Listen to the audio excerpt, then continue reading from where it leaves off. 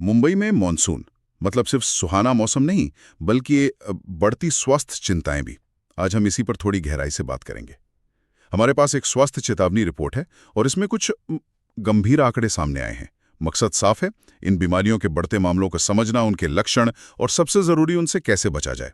और देखिए, शुरुआती थोड़ी चौंकाने वाली है। अकेले मलेरिया के मामले पिछले साल से करीब 39% बढ़ गए हैं। आखिर ऐसा क्यों हो रहा है? हाँ, ये 39% बढ़ोतरी वाकई चिंताजनक है। इस साल जून तक देखें तो 2857 मामले सामने आए हैं, जबकि पिछले साल इसी समय तक ये आंकड़ा 2055 था। तो बढ़ोतरी साफ दिख रही है। काफी ज्यादा है। बिल्कुल।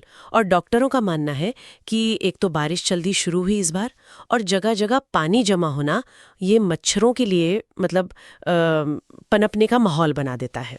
पानी जमा होना तो सबसे बड़ी वजह है ही। हाँ, लेकिन सिर्फ यही नहीं। मुंबई जैसे घनी आबादी वाले शहर में देखिए लगातार कंस्ट्रक्शन चलता रहता है ना। हाँ, वो तो है। और कचरा प्रबंधन की अपनी चुनौतियां हैं। ये सब मिलकर मच्छरों को पनपने के लिए ज्यादा जगह दे देते हैं। सही कहा। और मलेरिया के लक्षण भी जानना बहुत जरूरी है। क्या है मुख्य लक्षण? देखिए, सबसे आम है तेज बुखार, जो ठंड लगकर आता है बार बार। ओके, ठंड लगकर तेज बुखार। हाँ, साथ में सिर दर्द, बहुत कमजोरी महसूस होना, पसीना आना, कभी कभी उल्टी भी होती है। तो अगर ये लक्षण दिखें तो मतलब फौरन डॉक्टर के पास जाना चाहिए। बिल्कुल फौरन। जरा भी देरी खतरनाक हो सकती है। मलेरिया में जितनी जल्दी इलाज शुरू हो उतना अच्छा। हाँ, वो 12 साल की राधिका की कहानी याद आती है। कैसे बारिश के पानी में पैर का एक छोटा सा घाव भी मलेरिया का कारण बन गया था। वो तो समय पर इलाज से ठीक हो गई, पर यह दिखाता है कि लापरवाही नहीं करनी चाहिए। बिल्कुल सही। ये मामला हमें याद दिलाता है कि पानी जमा होने से रोकना और लक्षणों पर ध्यान देना कितना अहम है। और मलेरिया में खासकर जो एक प्रकार है प्लाज्मोडियम फैल्सिपेरम, उसमें देरी जानलेवा तक हो सकती है। अच्छा, हाँ, खून की जांच से ही पता चलता है कि कौन सा मलेरिया है और फिर इलाज उसी हिसाब से तय होता है।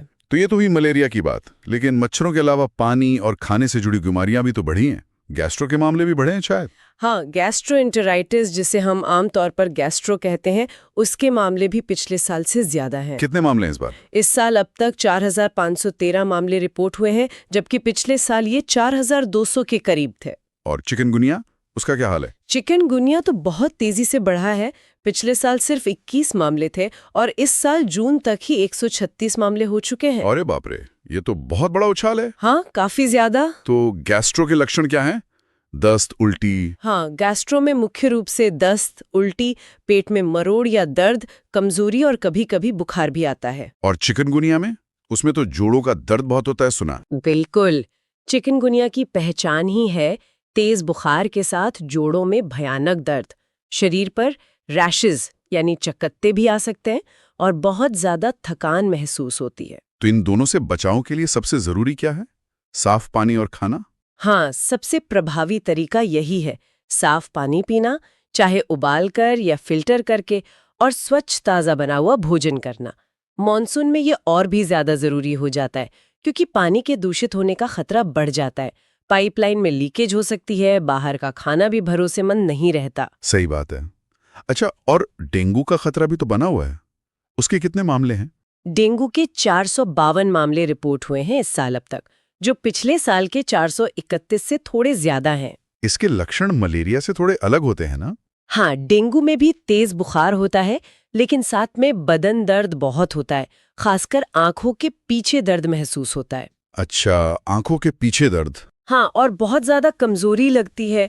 कुछ गंभीर मामलों में ब्लीडिंग यानी रक्तस्राव भी हो सकता है, जैसे मसूड़ों से या नाक से खून आना। और ये बात जरूर याद रखनी चाहिए कि डेंगू का मच्छर दिन में काटता है। बिल्कुल, ये बहुत जरूरी बात है। एडीज मच्छर जो डेंगू फैलाता है, वो दिन के समय ज्यादा सक्रिय होता है। तो मतलब सिर्फ शाम को मच्छर भगाने से काम नहीं चलेगा? नहीं, दिन में भी सावधानी बरतनी होगी। पूरी आस्तीन के कपड़े पहनना, मच्छर भगाने वाले स्प्रे का इस्तेमाल करना, ये सब दिन में भी जरूरी है। और अगर तेज बुखार के साथ ब्लीडिंग जैसे लक्षण दिखें तो बिना देर किए डॉक्टर से मिलना और खून की जांच करवाना बहुत जरूरी है, खासकर प्लेटलेट काउंट की जांच। ठीक है, अब बात करते हैं प्रशासन की। बीएमसी यानी बृहन मुंबई महानगर पालिका, वो क्या कदम उठा रही है? रिपोर्ट में कुछ आंकड़े हैं? हाँ, रिपोर्ट के मुताबिक बीएमसी ने कई कदम उठाए हैं। जैसे 3000 से ज्यादा कंस्ट्रक्शन साइट्स का निरीक्षण किया गया है। वहां पानी जमा होने का खतरा ज्यादा रहता है। बिल्कुल। और 50,000 से ज्यादा ब्लड सैंपल की जांच की गई है मलेरिया वगैरह के लिए। और घरों का सर्वे भी हुआ है। हाँ, करीब 3.7 लाख घरों का सर्वे करके लार्वा की जांच की गई है। इसके अलावा फॉगिंग और दवा का छिड़काव भी जारी है। तो ये सब वेक्टर कंट्रोल के उपाय हुए? हाँ, ये प्रशासन के प्रयास हैं मच्छरों को पनपने से रोकने और स्थिति को संभालने के। लेकिन इसमें एक चुनौती है। क्या चुनौती? लगातार बारिश में फॉगिंग का असर कम हो जाता है, दवा धुल जाती है। अच्छा। तो असली चुनौती है पानी जमा होने वाले स्रोतों को लगातार पहचानना और उन्हें खत्म करना। और इसमें सिर्फ प्रशासन नहीं, हम नागरिकों की भागीदारी भी उतनी ही जरूरी है। सही कहा। तो हम नागरिक क्या कर सकते हैं? मतलब बचाव के लिए क्या उपाय अपनाएं? कुछ बहुत सरल उपाय हैं जो हम सब कर सकते हैं।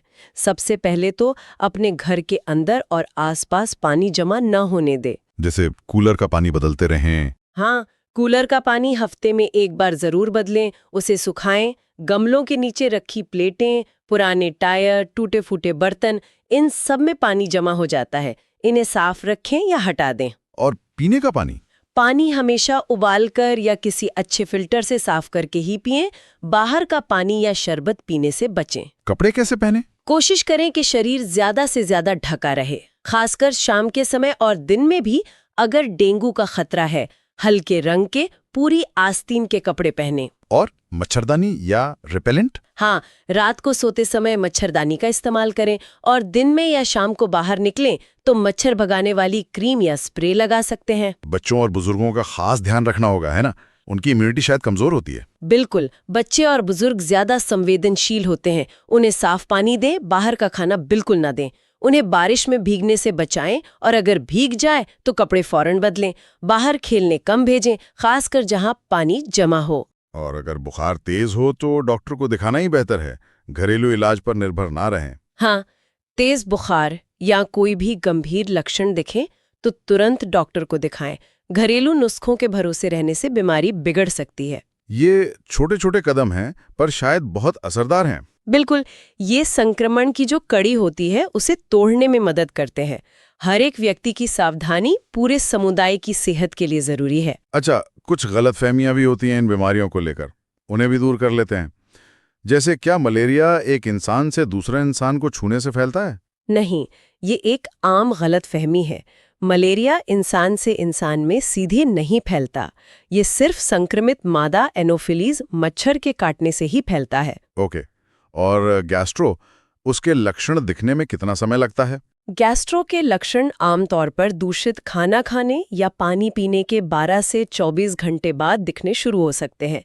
कभी-कभी जल्दी या देर से भी हो सकता है। और डेंगू में दर्द निवारक दवाएं क्या कोई भी ले सकते हैं? नहीं, ये बहुत जरूरी बात है। डेंगू में तेज बुखार और बदन दर्द होता है, लेकिन डॉक्टर की सलाह के बिना कोई भी दर्द निवारक, खासकर एस्पिरिन या आइब्यूप्रोफेन जैसी दवाएं लेना खतरनाक हो सकता है। क्यों? उनसे क्या खतरा है? ये दवाएं खून को पतला कर सकती हैं और अगर डेंगू में ब्लीडिंग का खतरा है तो ये स्थिति को और बिगाड़ सकती हैं। सिर्फ पैरासिटामोल आमतौर पर सुरक्षित मानी जाती है, वो भी डॉक्टर की सलाह से। अच्छा। और ये जो बारिश का गंदा पानी जमा होता है सड़कों पर, क्या उसे छूने या उसमें चलने से भी बीमारी हो सकती है? हाँ, हो सकती है। गंदे पानी में कई तरह के बैक्टीरिया और वायरस हो सकते हैं। अगर त्वचा पर कोई कट या घाव है तो संक्रमण का खतरा रहता है। लेप्टोस्पायरोसिस जैसी बीमारी का खतरा भी होता है। इसलिए गंदे पानी में चलने से बचें और अगर चलना पड़े तो घर आकर पैर अच्छी तरह साबुन से धोएं। तो मतलब सुनी सुनाई बातों पर भरोसा नहीं करना चाहिए? बिल्कुल नहीं। हमेशा प्रमाणित जानकारी, डॉक्टर या स्वास्थ्य विभाग की सलाह पर ही भरोसा करें। गलत जानकारी बहुत नुकसान कर सकती है। ठीक है, आखिर में मौसम का हाल क्या है? और अगर किसी को मदद चाहिए हो तो? मौसम विभाग यानी IMD का कहना है कि अगले 5 से 7 दिन मुंबई में बारिश जारी रहने का अनुमान है। येलो अलर्ट भी जारी किया गया है। मतलब जलभराव की संभावना बनी रहेगी? हाँ, लगातार बारिश से जलभराव हो सकता है, जिससे मच्छरों के पनपने की जगह और बढ़ सकती है और पानी से होने वाली बीमारियों का खतरा भी। और BMC के हेल्पलाइन नंबर क्या है? BMC का मुख्य हेल्पलाइन नंबर है 1916। स्वास्थ्य संबंधी जानकारी के लिए 104 पर भी कॉल कर सकते हैं। ठीक है। तो आज की इस पूरी चर्चा से सार यही निकलता है कि मुंबई में मॉनसून के दौरान मलेरिया, गैस्ट्रो, चिकनगुनिया और डेंगू इन सब का खतरा वाकई बढ़ा हुआ है। लेकिन सही जानकारी, थोड़ी सी सावधानी और जरूरत पड़ने पर सही समय पर इलाज, इनसे हम खुद को और अपने परिवार को सुरक्षित रख सकते हैं। हाँ, बिल्कुल।